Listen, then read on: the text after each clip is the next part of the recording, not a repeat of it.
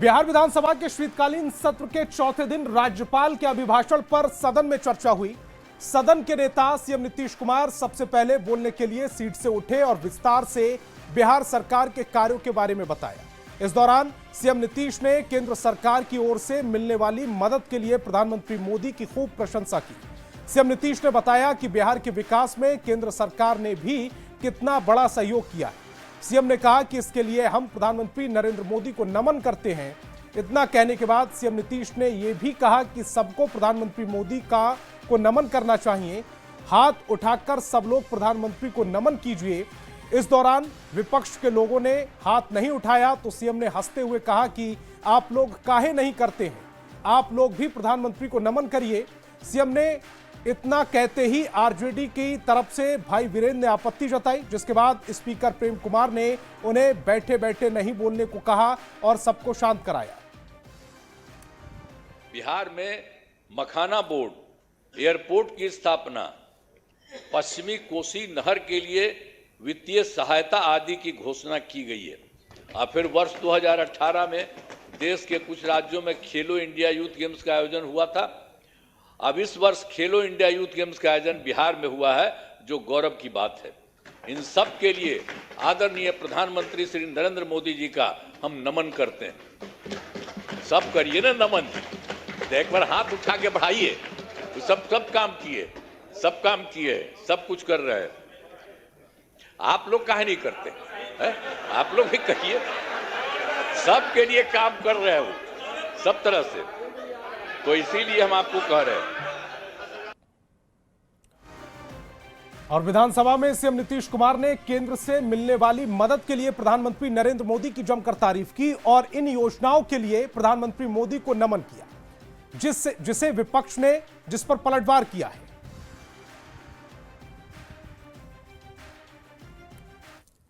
कि आदरणीय मुख्यमंत्री श्री नीतीश कुमार जी विधानसभा में आदरणीय प्रधानमंत्री जी के लिए कह रहे हैं कि बहुत सारा बिहार के लिए किया है, ताली बजवा रहे हैं। बिहार को विशेष राज्य का दर्जा नहीं मिला, विशेष पैकेज नहीं मिला। पटना यूनिवर्सिटी को सेंट्रल यूनिवर्सिटी का दर्जा मांगा था आदरणीय मुख्यमंत्री जी ने हाथ जोड़कर, वो तक नहीं मिला, तो फिर किस बात का ताली। आदरणीय मुख्यमंत्री जी अभी प्रचंड जीत मिली है, बहुमत मिला है, बिहार की भलाई के लिए क्या काम होगा ये तो समय बताएगा। देखिए, कोई तो ऐसी बात है जिसने नीतीश कुमार जी को मोदी जी का अधिनायकवाद स्वीकार करने को मजबूर किया है। जो समाज में आम चर्चा है वो ये है कि कोई क्लू, कोई सबूत मोदी जी के हाथ ऐसा लग गया है जिससे नीतीश कुमार जी इतने मजबूर हो गए हैं कि वो अब मोदी जी को ईश्वर मानने को तैयार है। पता नहीं कुछ दिनों बाद मूर्ति बना के पूजा न करने लगे। न जाने कौन सा कर्म ऐसा कर दिया और क्लू उनके हाथ लग गए। केंद्र सरकार ने बिहार को सड़क, बाढ़ राहत, मखाना बोर्ड, एयरपोर्ट से कई बड़ी योजनाओं की ऐतिहासिक आर्थिक सहायता दी है। यह प्रधानमंत्री नरेंद्र मोदी जी की बिहार के प्रति प्रतिबद्धता का स्पष्ट प्रमाण है। आज तो खुद माननीय मुख्यमंत्री जी ने सभी विधायकों को हाथ उठाकर प्रधानमंत्री मोदी जी को नमन करने को कहा और विपक्ष के विधायकों को भी। विपक्ष अक्सर केंद्र सरकार पर सवाल उठाता है, लेकिन जब सच्चाई सामने आती है तो उन्हें भी स्वीकार करना पड़ता है कि बिहार को सबसे ज्यादा सहायता मोदी सरकार ने दी है। धन्यवाद और शुक्रिया। एक शुक्रगुजार हृदय करता है, बिहार की जनता शुक्रगुजार है अपने माननीय प्रधानमंत्री मोदी जी के प्रति। हमारे मुख्यमंत्री मोदी जी का हमेशा नमन, अभिनंदन और आभार प्रकट करते रहते हैं, जिन्होंने बिहार के लिए इतना कुछ किया है। निराशा होती है बिहार के विपक्ष के लिए, जिनको काम तो करना नहीं है पर कृतज्ञता भी जाहिर नहीं करते हैं मोदी जी के प्रति, जो कि बेहद दुर्भाग्यपूर्ण है। नेता प्रतिपक्ष तेजस्वी यादव आज एक बार फिर विधानसभा में अनुपस्थित रहे। इसका मतलब यह हुआ कि वो विधानसभा नहीं पहुंचे। तेजस्वी यादव की गैर मौजूदगी को लेकर बिहार में सियासत गर्मा गई है। सत्ता पक्ष नेता प्रतिपक्ष के सदन से गायब रहने को बड़ा मुद्दा बना रहा है। सत्र के चौथे दिन एनडीए के नेताओं ने तेजस्वी यादव को घेरा और उन पर जमकर निशाना साधा। सत्ताधारी दल के नेताओं ने तेजस्वी पर तंज कसा कि नेता प्रतिपक्ष आराम फरमा रहे हैं। बिहार सरकार के मंत्री श्रवण कुमार तीखा हमला बोलते हुए ये कहा कि नेता प्रतिपक्ष चुनाव नतीजों से हताश हैं, इसीलिए सदन नहीं आ रहे। बीजेपी सांसद गोपाल जी ठाकुर ने भी तेजस्वी के सदन से गायब रहने को दुर्भाग्यपूर्ण बताया। उधर जेडीयू एमएलसी नीरज कुमार ने निशाना साधा कि गायब तेजस्वी यादव को की लोकेशन नहीं मिल पा रही है। तेजस्वी 9 गृह में किस ग्रह पर बैठे हुए हैं, लोग ये जानना चाहते हैं। इस पर आरजेडी ने पलटवार किया और पार्टी के नेता रणविजय साहू ने कहा कि तेजस्वी यादव जरूरी काम से बाहर गए हैं। नेता प्रतिपक्ष भले ना हो पर उनके एक एक सिपाही पूरी मजबूती के साथ सदन में खड़े हैं। अब नेता प्रतिपक्ष थोड़ा निराश हैं, हताश हैं। उनके मन के अनुकूल जनता ने मैंडेट नहीं दिया उनको, उन पर भरोसा बिहार की जनता ने नहीं किया, तो थोड़ा निराश हैं। हो सकता है निराशा के कारण सदन की कार्यवाही में जितना हिस्सा लेना चाहिए नहीं ले रहे होंगे। आज तक ऐसा नहीं हुआ जो नेता प्रतिपक्ष महामहिम के भाषण वक्त न हो, ये पहली घटना है और बिहार के लिए और राजनीतिक पार्टी के लिए ये दुर्भाग्यपूर्ण है। नहीं, निश्चित रूप से माननीय नेता प्रतिपक्ष किसी जरूरी काम से बाहर हैं, लेकिन उनका एक एक कार्यकर्ता, एक एक सिपाही सदन के अंदर है और सरकार को जवाब देने के लिए काफी है। वो गंभीर नहीं है, न कभी गंभीर थे, न गंभीर हैं, न कभी गंभीर रहेंगे। सर लैंड उनका काम जो है वो जनता के हित में नहीं है, परिवार के हित के लिए है। तो परिवार के हित के लिए जितना करना था वो कर चुके, अब अपना ऐश आराम में गए हैं।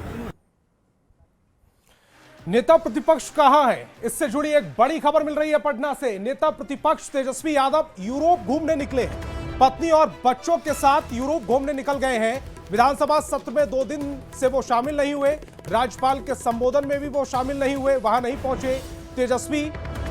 3 दिन का ये शीतकालीन सत्र अभी बाकी है, लेकिन वो कहां है? यूरोप में छुट्टियां बिता रहे हैं, घूमने निकले हैं। पत्नी और बच्चों के साथ यूरोप घूमने निकले हैं नेता प्रतिपक्ष तेजस्वी यादव। विधानसभा सत्र में 2 दिन में वो एक भी दिन शामिल नहीं हुए। राज्यपाल के संबोधन के दिन भी वो विधानसभा नहीं पहुंचे थे। 3 दिन का शीतकालीन सत्र अभी बाकी है, लेकिन तेजस्वी यादव कहां है, इस सवाल का जवाब मिल गया।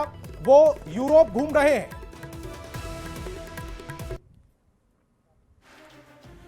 बिहार विधान परिषद में भी आज काफी गहमा गहमी देखने को मिली। सदन के भीतर मुख्यमंत्री नीतीश कुमार के संबोधन के दौरान विपक्ष ने वॉकआउट कर दिया। राबड़ी देवी ने सभापति से पहले बोलने का मौका देने की मांग की थी। अब्दुल बारी सिद्दीकी ने आरोप लगाया कि बिहार विधानसभा परिषद के अंदर विपक्ष को रोका गया, संशोधन नहीं लाने दिया गया। उसमें क्या क्या बिंदु छूट गए उनके भाषण में, उसका संशोधन देती है और विपक्ष को संशोधन पे बोलने का मौका दिया जाता है और बाद में फिर सरकार जो है सबको, विपक्ष को और सबको सुनकर जो है सरकार अपना पक्ष रखती है और उत्तर देती है।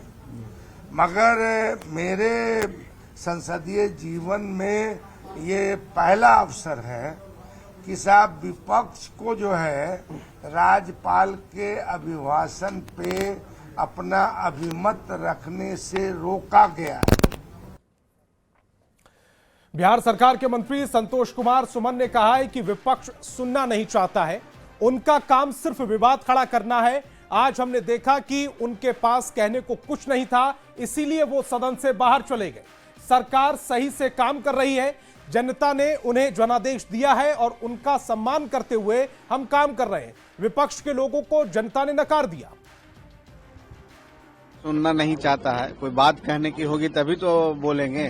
सिर्फ विवाद खड़ा करना उनका काम है और आज भी हमने देखा कि उनके पास कुछ नहीं था तो सदन से बाहर हो गए। तो सब बेबुनियाद के बातें हैं। सरकार सही से काम कर रही है, जनता ने हम लोग को इतना बड़ा जनादेश दिया है, उसका सम्मान करते हुए हम लोग काम कर रहे हैं। आरजेडी के वॉकआउट पर जेडीयू एमएलसी नीरज कुमार ने कहा है कि विपक्ष सिर्फ हिट एंड रन करना चाहता है, विपक्ष की अब बोलती बंद है। सदन में सवाल करने की जगह वॉकआउट कर रहे हैं। तेजस्वी यादव पहले से गायब हैं, लोकेशन नहीं मिल रही। तेजस्वी 9 ग्रह में से किस ग्रह पर बैठे हैं, जनता जानना चाहती है। गुमशुदा हो, तेजस्वी यादव का लोकेशन नहीं मिल रहा हो, यह तो स्वाभाविक है। भाई जब महामहिम के अभिभाषण पर प्रस्ताव रखा गया, धन्यवाद प्रस्ताव का, उसका समर्थन किया गया और इस संदर्भ में माननीय सभापति जी ने सदन के चेयर से यह कहा कि जो आपके द्वारा दिए गए, जो विपक्ष के द्वारा दिए गए प्रस्ताव है वो विभिन्न विभागों को भेजा गया, समाहित हुआ, तो फिर इसका औचित्य क्या है? तो केवल हिट एंड रन इनका यह भी मकसद नहीं अब है। अब तो बोलती है बंद है, अब तो बहाना ढूंढते हैं। और बिहार के नियोजित शिक्षकों के लिए एक बहुत बड़ी खुशखबरी है। सीएम नीतीश कुमार ने सदन में बड़ा ऐलान किया। सीएम नीतीश ने कहा है कि नियोजित शिक्षकों को अब बीपीएससी की परीक्षा देने की जरूरत नहीं।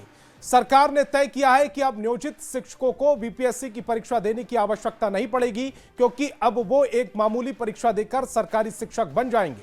गुरुवार को मुख्यमंत्री नीतीश कुमार ने बिहार विधानसभा में यह बड़ा ऐलान किया, जिससे प्रदेश के लाखों शिक्षकों को बड़ी राहत मिली। मुख्यमंत्री ने बताया कि अब नियोजित शिक्षकों को बीपीएससी की कठिन परीक्षा देने की जरूरत नहीं होगी। बिहार सरकार अब उन्हें एक साधारण परीक्षा के जरिए सरकारी शिक्षक बनाने की तैयारी कर रही है। सरकार ने यह फैसला नियोजित शिक्षकों की परेशानी को देखते हुए लिया। अब इन शिक्षकों को स्थायी नौकरी पाने के लिए बीपीएससी जैसी कठिन प्रतियोगी परीक्षा पास करनी नहीं पड़ेगी, लेकिन अब सरकार इस नियम को खत्म कर रही है और अब नियोजित शिक्षकों को केवल एक सरल परीक्षा पास करनी होगी, जिसके बाद वे सरकारी शिक्षक बन जाएंगे। नीतीश सरकार के इस फैसले को बिहार के शिक्षा क्षेत्र में एक बड़ा सुधार माना जा रहा है। स्थायी नौकरी मिलने से शिक्षकों में सुरक्षा की भावना बढ़ेगी और वे अच्छे मन से पढ़ा सकेंगे। खासतौर पर ग्रामीण क्षेत्रों में शिक्षा की स्थिति बेहतर होने की उम्मीद है।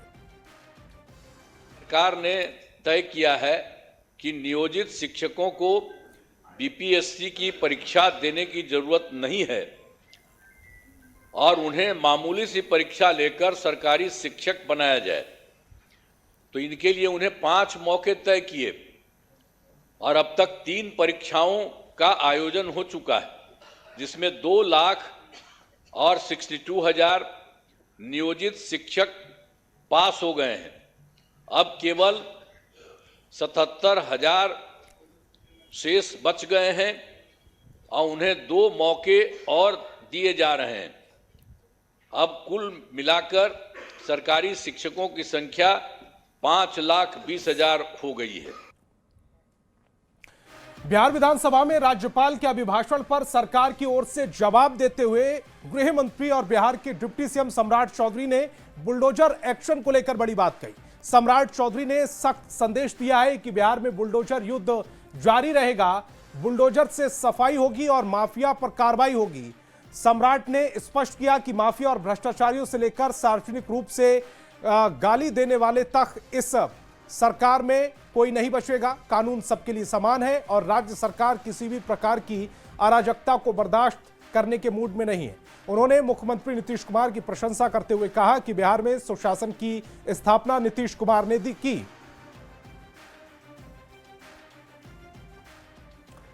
और बुलडोजर एक्शन पर विधायक मैथिली ठाकुर ने कहा है कि गृह मंत्री सम्राट चौधरी ने सदन में कड़ा संदेश दिया, माफिया और भ्रष्टाचारियों को नहीं बख्शा जाएगा। ये एक गलत नैरेटिव बताया जा रहा है। सम्राट चौधरी जी ने इस पे बहुत अच्छे से अपनी बातों को रखा और माननीय सम्राट चौधरी जी के अलावा भी बहुत सारे लोगों ने इस बात पे बोला कि अतिक्रमण जो है उसको ठीक किया जा रहा है, या फिर जो बालू माफिया है, ज़मीन माफिया है, शराब माफिया है, उनको इस बात का भय है कि सुशासन जो है वो बहुत तेज़ी से सभी लोगों के दिल में, मन में बहुत प्रबल होते जा रहा है। तो सुशासन को लेकर के अगर विरोधी को डर लग रहा है तो डर लगना चाहिए। सीतामढ़ी के पुपरी में अतिक्रमण के खिलाफ दूसरे दिन भी बुलडोजर एक्शन देखने को मिला। पुलिस अधिकारियों की मौजूदगी में सरकारी जमीन पर कब्जा जमाने वाले लोगों के खिलाफ कार्रवाई की गई। प्रशासन की इस कार्रवाई से अतिक्रमणकारियों में हड़कंप मचा हुआ है। शहर को जाम से मुक्त कराने के लिए सीतामढ़ी में इन दिनों बुलडोजर एक्शन लगातार जारी है। तो हमारा गश्ती पार्टी और जगह जगह पे जो हम लोगों ने पुलिस को प्रतिनियुक्त मैंने किया था, उसके आधार पे जाम छुड़ाने की कार्रवाई की जा रही थी। लेकिन पुनः अभी हम लोगों ने अभियान चलाकर जाम से मुक्ति के लिए अतिक्रमणकारियों का जितना अतिक्रमण किया गया था उसको हटाया गया है। आगे भी ये अभियान चलाकर हम लोग कार्रवाई करते रहेंगे। दानापुर नगर परिषद के कार्यपालक पदाधिकारी और उनकी टीम ने विशेष अभियान चलाया।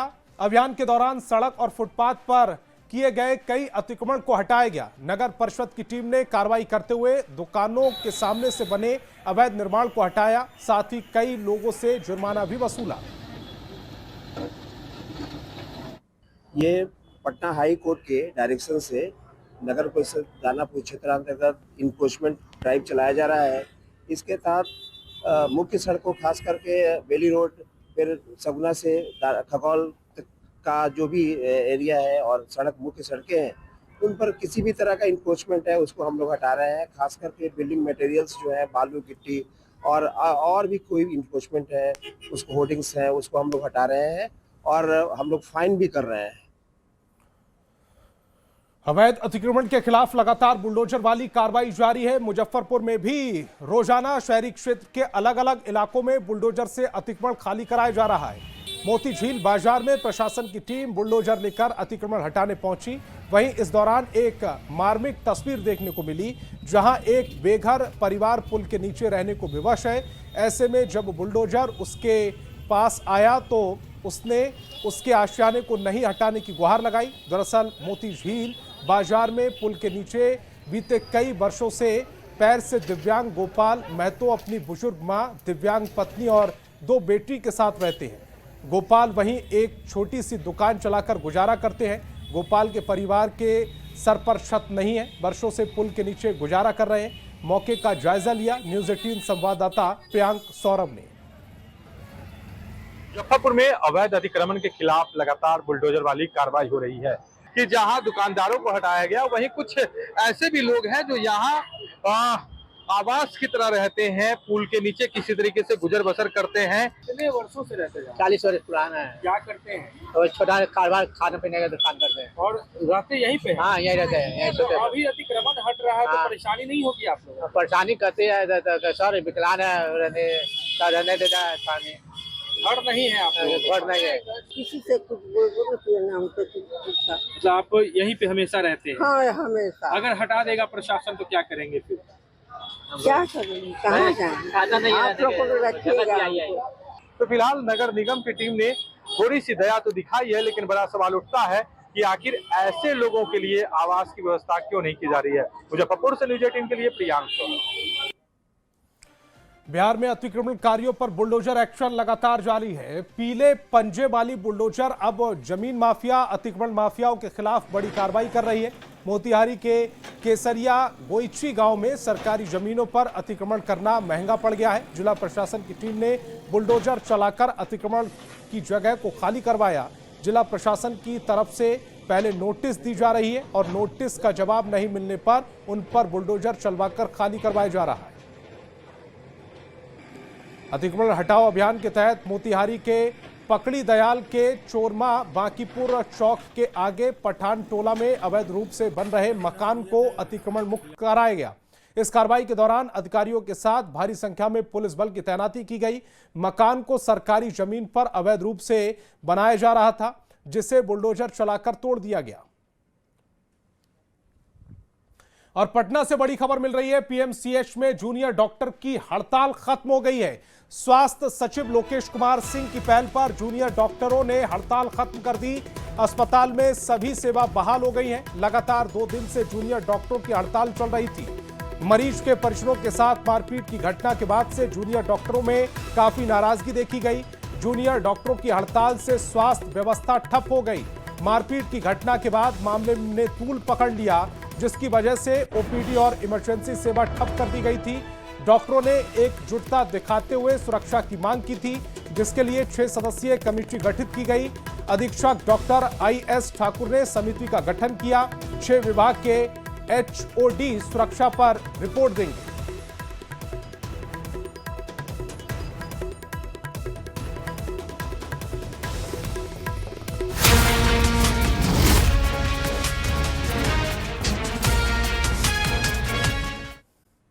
और बात देश दुनिया की। रूस के राष्ट्रपति कुछ देर बाद भारत दौरे पर दिल्ली पहुंच रहे हैं। पुतिन यहां प्रधानमंत्री मोदी से हैदराबाद हाउस में मुलाकात करेंगे। पुतिन अपने भारत दौरे के दौरान करीब 30 घंटे रहेंगे। इस खास दौरे पर पुतिन 25 समझौतों पर साइन कर सकते हैं। पुतिन की इस यात्रा से जहां दोनों देशों के बीच रिश्ते मजबूत होंगे, वहीं अंतरिक्ष से लेकर व्यापार तक के क्षेत्रों में दोनों देशों की ताकत बढ़ेगी। पुतिन के भारत दौरे का जो शेड्यूल सामने आया है, उसके मुताबिक वह 5 दिसंबर से सुबह 11:50 पर हैदराबाद हाउस में प्रधानमंत्री मोदी से मिलेंगे, जहां दोनों देशों के नेता 23वें भारत रूस शिखर सम्मेलन का हिस्सा बनेंगे। अंतर्राष्ट्रीय राजनीति में अक्सर कहा जाता है कि मुल्कों के बीच कोई स्थायी दोस्त या दुश्मन नहीं होता, केवल स्थायी हित होते हैं। लेकिन भारत और रूस के संदर्भ में और विशेष रूप से प्रधानमंत्री नरेंद्र मोदी और व्लादिमीर पुतिन के संदर्भ में यह कहावत थोड़ी फीकी पड़ जाती है। यहां नेशनल फर्स्ट का इंटरेस्ट तो है, लेकिन उससे पहले, उससे ऊपर एक भरोसा भी है। तो इस बुलेटिन में फिलहाल इतना ही। आप देखते रहिए न्यूज़ 18 बिहार झारखंड।